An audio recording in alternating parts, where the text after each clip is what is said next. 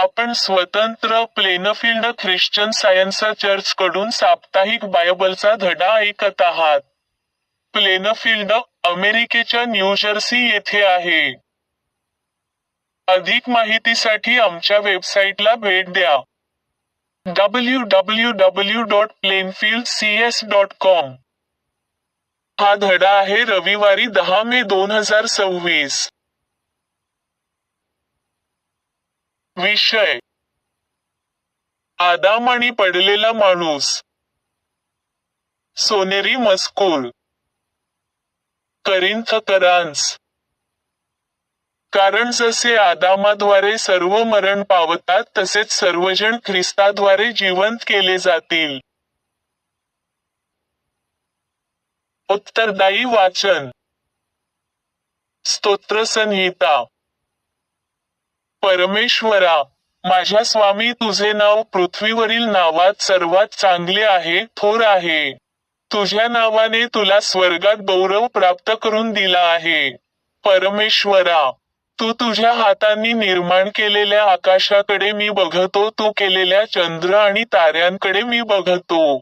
आणि मला आश्चर्य वाटते, लोक तुला इतके महत्वाचे का वाटतात? तू त्यांची आठवण तरी का ठेवतोस? लोक तुझ्यासाठी इतके महत्वाचे का आहेत? तू त्यांची दखल तरी का घेतोस? परंतु लोक तुला महत्वाचे वाटतात. तू त्यांना जवळ देवच बनवलेस आणि तू लोकांना गौरवाचे आणि मानाचे मुकुट चढवितोस. तू लोकांना तू निर्माण केलेल्या सर्व गोष्टींचे अधिपत्य दिलेस. मी न्यायासाठी प्रार्थना केली, म्हणून परमेश्वरा, मी तुझा चेहरा बघेन आणि तुला बघून मी पूर्ण समाधानी होईन. धडा उपदेश. बायबल पासून. स्तोत्रसंहिता. परमेश्वरानेच स्वर्ग व पृथ्वी निर्माण केली आणि परमेश्वर तुमचे स्वागत करतो. उत्पत्ती. वाने आकाश व पृथ्वी निर्माण केली. सुरुवातीला पृथ्वी पूर्णपणे रिकामी होती. पृथ्वीवर काहीही नव्हते. अंधाराने जलाशय झाकलेले होते आणि देवाचा आत्मा पाण्यावर पाखर घालीत होता. मग देव बोलला, आपण आपल्या प्रतिरूपाचा आपल्यासारखा मनुष्य निर्माण करू. समुद्रातील मासे, आकाशातील पक्षी, सर्व वनपशु, मोठी जनावरे व जमिनीवर सरपटणारे सर्व लहान प्राणी यांच्यावर ते सत्ता चालवितील. तेव्हा देवाने आपल्या प्रतिरूपाचा मनुष्य निर्माण केला. देवाचे प्रतिरूप असा तो निर्माण केला. नर व नारी अशी ती निर्माण केली. देवाने त्यांना आशीर्वाद दिला. आपण केलेले सर्व काही फार चांगले आहे असे देवाने पाहिले. उत्पत्ती. याप्रमाणे पृथ्वी, आकाश आणि त्यांतील सर्व काही पूर्ण करून झाले. पृथ्वीवरून धुके वर जात असे व त्याने सर्व जमिनीवर पाणी शिपंडले व पसरले जात असे. नंतर परमेश्वर देवाने जमिनीतील मातीचा मनुष्य घडवला व त्याच्या नाकपुड्यात जीवनाचा श्वास फुंकला आणि मनुष्य जीवधारी म्हणजे जिवंत प्राणी झाला. तेव्हा परमेश्वर देवाने आदामाला गाढ झोप लागू दिली. आणि तो झोपला असता परमेश्वराने आदामाच्या शरीरातून एक फासळी काढली व ती जागा चमडचाने बंद केली. तेव्हा ती मांसाने भरून आली. परमेश्वराने आदामाची फासळी काढून तिची स्त्री बनवली आणि तिला आदामाकडे नेले. उत्पत्ती. आदाम आणि त्याची बायको हव्वा यांचा लैंगिक संबंध आला. हव्वा गर्भवती होऊन तिने एका बाळाला जन्म दिला. त्या मुलाचे नाव काईन असे ठेवले. तेव्हा हव्वा म्हणाली, परमेश्वराच्या सहाय्याने मला पुरुषसंतान लाभले आहे. त्यानंतर हव्वेने आणखी एका बाळाला जन्म दिला. हा मुलगा म्हणजे काईनाचा भाऊ हाबेल होता. हाबेल मेंढपाळ झाला, काईन शेतकरी झाला. काईन आपला भाऊ हाबेल यास म्हणाला, चल, आपण जरा शेतात जाऊया. तेव्हा काईनाने हाबेलाला बाहेर शेतात नेले. तेव्हा काईनाने आपला भाऊ हाबेल यावर हल्ला केला व त्याला ठार मारले. काही वेळाने परमेश्वर कायनास म्हणाला, तुझा भाऊ हाबेल कोठे आहे? कायनाने उत्तर दिले, मला माहीत नाही. माझ्या भावावर नजर ठेवणे व त्याची काळजी घेणे हे माझे काम आहे काय? नंतर परमेश्वर म्हणाला, तू हे काय केलेस? तू तुझ्या भावाला ठार केलेस. त्याचे रक्त मला जमिनीतून हाका मारित आहे. त्याचे रक्त तुझ्या हातातून घेण्यास भूमीने आपले तोंड उघडले आहे. याच कारणाने तू शापित आहेस. भूमी तुला नकारेल. काईन परमेश्वरासमोरून निघून गेला आणि एदेनाच्या पूर्वेस नोद देशात जाऊन राहिला. यशया. उठ, सियोन उठ, कपडे घालून तयार हो, बलशाली हो, पवित्र यरुशलेम, तुझी सुंदर वस्त्रे परिधान कर. तुझ्या अंगावरची धूळ झटक, चांगली वस्त्रे परिधान कर. यरुशलेम, सियोन कन्ये, तू उठून बस, तू कैदी होतीस. पण आता तुझ्या गळ्याभोवती आवळल्या गेलेल्या पाशापासून स्वतःची मुक्तता कर. परमेश्वर म्हणतो, तुला पैशासाठी विकले नव्हते. म्हणून तुझी मुक्तता करण्यासाठी मी पैशाचा उपयोग करणार नाही. यशया. त्याचप्रमाणे परमेश्वर सियोनचे आणि तिच्या उद्ध्वस्त ठिकाणांचे सांत्वन करील.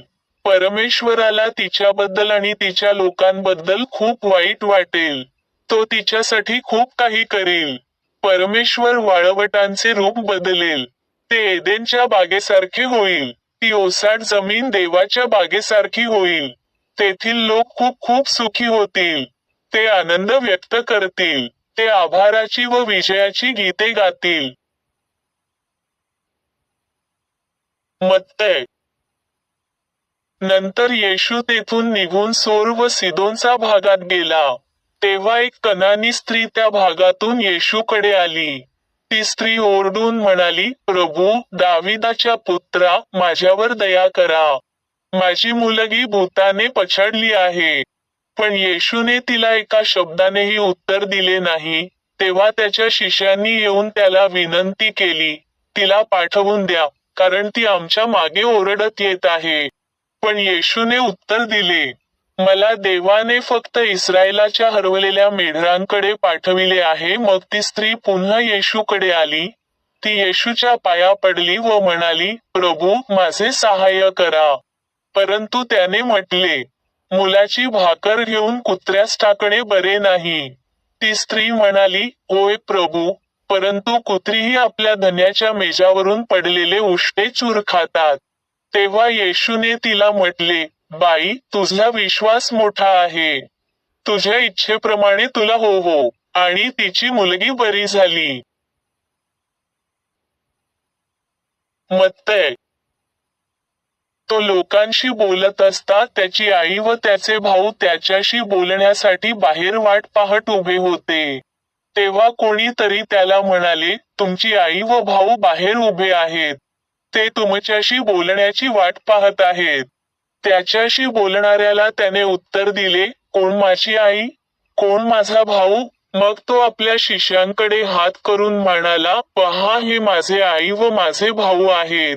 कारण माझ्या स्वर्गीय पित्याच्या इच्छेनुसार जे वागतात, तेच माझे भाऊ, बहीण आणि आई आहेत. नीतिसूत्रे. एखाद्याने तुमच्या बाबतीत काही वाईट घडावे असे म्हटले तर काही काळजी करू नका. तुम्ही जर काही चूक केली नसेल तर काहीच वाईट घडणार नाही. अशा माणसाचे शब्द तुमच्या जवळून उडून जाणाऱ्या व कधीच न थांबणाऱ्या पक्ष्याप्रमाणे असतात. गलतीकरांस. पण पवित्र शास्त्राने स्पष्ट केले आहे की संपूर्ण जग पापाच्या सामर्थ्याने जखडून टाकले होते. यासाठी की जे अभिवचन देण्यात आले होते ते जे येशू ख्रिस्तावर विश्वास ठेवतात त्यांना देण्यात यावे. कारण तुम्ही जितक्यांनी ख्रिस्तात बाप्तिस्मा घेतला तितक्यांनी ख्रिस्ताला परिधान केले आहे. तेथे यहुदी किंवा ग्रीक, गुलाम किंवा स्वतंत्र, पुरुष किंवा स्त्री हा भेदच नाही.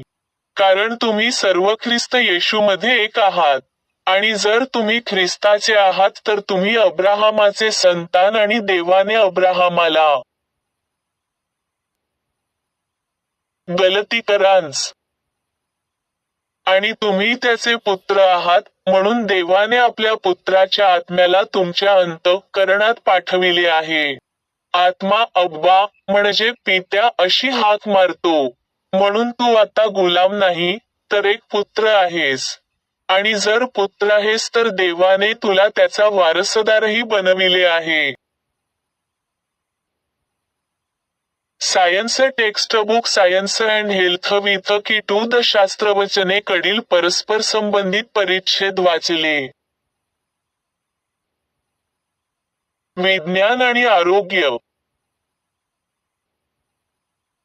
मनुष्य, अनंत आत्म्याची संयुक्त कल्पना, देवाचे आध्यात्मिक स्वरूप आणि साम्य, मनाचे पूर्ण प्रकटीकरण. उत्पत्ती प्रकरण 1, श्लोक 1.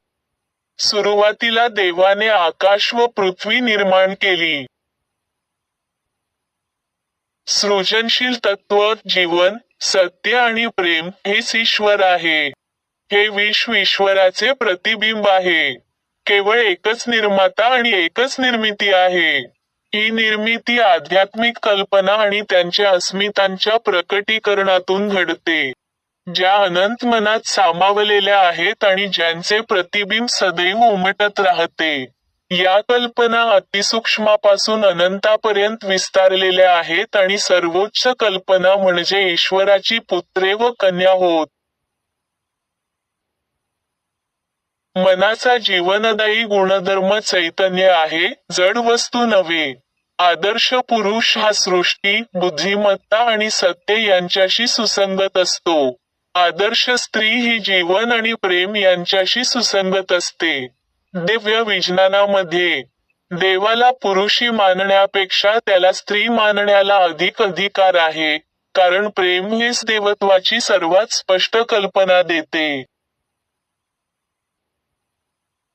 ख्रिश्चन सायंटिस्ट्सना हे समजते की धार्मिक अर्थाने आई या संबोधनासाठी त्यांना तोच अधिकार आहे, जो भाऊ आणि बहीण या संबोधनांसाठी आहे.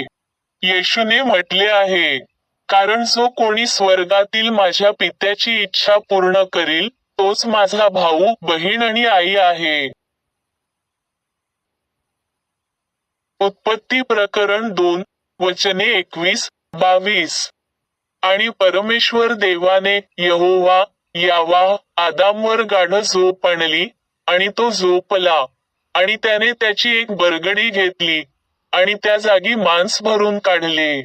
आणि जी बरगडी परमेश्वर देवाने यहोवाने मनुष्यापासून घेतली होती, त्यापासून त्याने स्त्रीला निर्माण केले, आणि तिला मनुष्याकडे आणले. येथे असत्य, चूक, सत्याला, देवाला, आदामवर शस्त्रक्रिया करून स्त्रीला निर्माण करण्यासाठी त्याच्यावर झोप किंवा संमोहन अवस्था आणण्याचे श्रेय देते. ही चुंबकत्वाची पहिली नोंद आहे. प्रकाशाऐवजी अंधाराने, आध्यात्मिकतेऐवजी भौतिकतेने निर्मितीची सुरुवात करून, चूक आता सत्याच्या कार्याचे अनुकरण करते, प्रेमाची थट्टा करते आणि चुकीने किती महान गोष्टी केल्या आहेत हे घोषित करते. आपल्या स्वप्नातील निर्मिती पाहून आणि त्यांना वास्तविक व ईश्वरदत्त असे संबोधून, आदाम उर्फ चूक त्यांना नावे देतो. त्यानंतर तो स्त्रीच्या आणि स्वतःच्या जातीच्या निर्मितीचा आधार बनतो, आणि त्यांना मानवजात म्हणजेच एका प्रकारचा माणूस असे संबोधतो असे मानले जाते. परंतु या कथनानुसार शस्त्रक्रिया सुरुवातीला मानसिकरित्या आणि उपकरणांशिवाय केली जात होती, आणि हा वैद्यकीय शास्त्रासाठी एक उपयुक्त संकेत असू शकतो. मानवी इतिहासात पुढे जेव्हा निषिद्ध फळ स्वतःच्याच जातीचे फळ देत होते, तेव्हा शस्त्रक्रियेच्या पद्धतीत बदलाची सूचना आली, की पुरुषाचा जन्म स्त्रीपासून व्हावा, स्त्रीचा पुन्हा पुरुषापासून जन्म होऊ नये. असेही घडले की मानवाच्या जन्मास मदत करण्यासाठी उपकरणांची आवश्यकता भासू लागली. सूचक प्रसूतीशास्त्राची पहिली पद्धत बदलली आहे. माणसाचे स्वरूप आणि उत्पत्ती याविषयी आणखी एक बदल होईल. आणि हे प्रकटीकरण अस्तित्वाचे स्वप्न नष्ट करेल, वास्तव पुन्हा स्थापित करेल, विज्ञान आणि निर्मितीचे गौरवशाली सत्य आणेल. की स्त्री आणि पुरुष दोघेही देवापासून उत्पन्न झाले आहेत आणि त्याची शाश्वत मुले आहेत, जी कोणत्याही कमी महत्त्वाच्या पालकाची नाहीत. सर्व मानवी ज्ञान आणि भौतिक जाणीव 5 शारीरिक इंद्रियांपासूनच प्राप्त झाली पाहिजे. हे ज्ञान सुरक्षित आहे का? जेव्हा त्याचे पहिले फळ खाल्ल्याने मृत्यू आला, आदम आणि त्याची संतती शापित होती, आशीर्वादित नव्हे, आणि हे सूचित करते की दैवी आत्मा किंवा पिता भौतिक मानवाला दोषी ठरवतो आणि त्याला मातीत परत पाठवतो. यहोवाने घोषित केले की भूमी शापित आहे, आणि देवाने मनुष्याच्या नावाने पृथ्वीला आशीर्वाद दिला असूनही याच भूमीतून म्हणजेच द्रव्यातून आदाम उत्पन्न झाला. यावरून हे स्पष्ट होते की ज्याच्यासाठी पृथ्वीला आशीर्वाद दिला गेला होता तो आदर्श मनुष्य आदाम नव्हता. तो आदर्श मनुष्य योग्य वेळी प्रकट झाला आणि तो ख्रिस्त येशू म्हणून ओळखला गेला. जो कोणी ईश्वराची संकल्पना आणि दयनीय मानवजात यांमधील विसंगती ओळखू शकतो, तो ख्रिश्चन सायन्सने ईश्वराच्या प्रतिरूपात निर्माण केलेला ईश्वराचा मानव आणि आदामची पापी मानवजात यांमधील फरक ओळखू शकला पाहिजे. एका टीकाकाराने आरोप केल्याप्रमाणे, ईश्वराच्या संकल्पनेला शिक्षण देणे किंवा तिच्यावरील रोगावर उपचार करणे हा ख्रिश्चन सायन्सचा उद्देश नाही. मला खेद वाटतो की अशी टीका मानवाला आदाम समजण्याची गल्लत करते. जेव्हा मानव ईश्वराच्या प्रतिरूपात निर्माण झाला आहे असे म्हटले जाते, तेव्हा तो पापी आणि रोगट मर्त्य मानव नसतो, तर ईश्वराचे साम्य प्रतिबिंबित करणारा आदर्श मानव असतो. ईश्वराचा मनुष्य जो आध्यात्मिकरित्या निर्माण झाला आहे तो भौतिक आणि नश्वर नाही. सर्व मानवी कलहाचे मूळ आदम स्वप्न म्हणजेच गाढ झोप होती, ज्यातून हा भ्रम निर्माण झाला की जीवन आणि बुद्धिमत्ता जडवस्तूतूनच उत्पन्न होतात आणि जडवस्तूतच विलीन होतात. ही सर्वेश्वरवादी चूक किंवा तथाकथित सर्प अजूनही सत्याच्या विरुद्ध गोष्टीचा आग्रह धरतो आणि म्हणतो, तुम्ही देवांसारखे व्हाल, म्हणजेच मी चुकीला सत्यायितकेच वास्तविक आणि शाश्वत करीन. सत्याचा वैयक्तिक आदर्श म्हणून ख्रिस्त येशू रब्बींच्या चुकीच्या शिकवणीचा आणि सर्व पाप, आजारपण व मृत्यूचा निषेध करण्यासाठी, तसेच सत्य आणि जीवनाचा मार्ग दाखवण्यासाठी आले. हा आदर्श येशूच्या संपूर्ण पार्थिव जीवनात प्रकट झाला, ज्यातून आत्म्याच्या आणि भौतिक इंद्रियांच्या संततीमधील तसेच सत्य आणि असत्यामधील फरक स्पष्ट झाला. मेरीची त्याच्याविषयीची गर्भधारणा आध्यात्मिक होती, कारण केवळ पवित्रताच सत्य आणि प्रेम प्रतिबिंबित करू शकत होती, जे चांगल्या आणि पवित्र ख्रिस्त येशूमध्ये स्पष्टपणे मूर्त झाले होते. त्याच्याकडून मानव वाईटापासून कसे सुटका मिळवावी हे शिकू शकतात.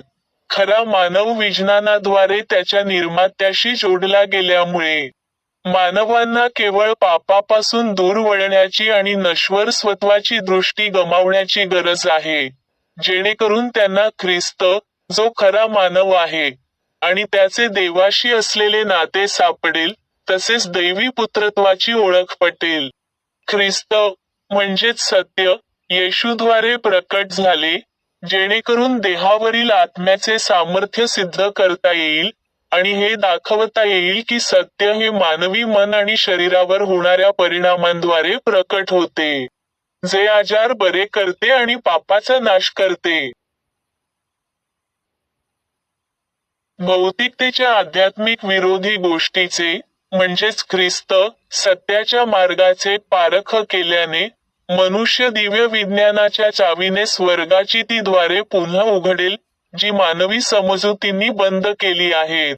आणि तो स्वतःला अधःपतित, सरळ, शुद्ध आणि स्वतंत्र पाहील.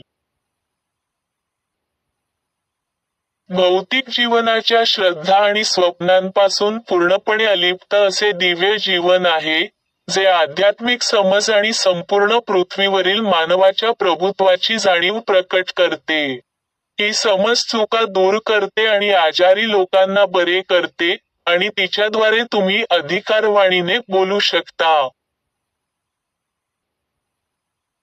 मी आता चर्च मॅन्युअलमध्ये दिलेल्या मेरी बेकर एडी कडून 3 दैनंदिन कर्तव्ये वाचू.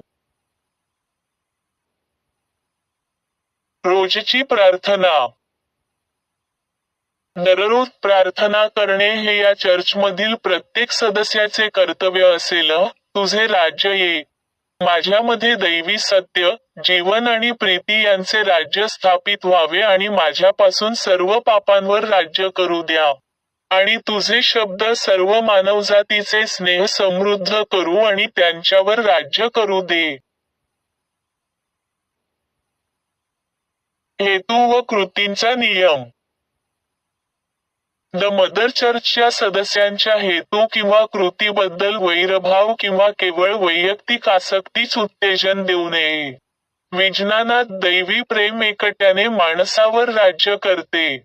आणि एक ख्रिश्चन वैज्ञानिक प्रेमात गोड सुविधांना प्रतिबिंबित करते, पापाची निंदा करते, खरा बंधुता, दानशूरपणा आणि क्षमा यामध्ये. या चर्चमधील सदस्यांनी दररोज सर्व प्रकारच्या वाईटापासून वाचलेले.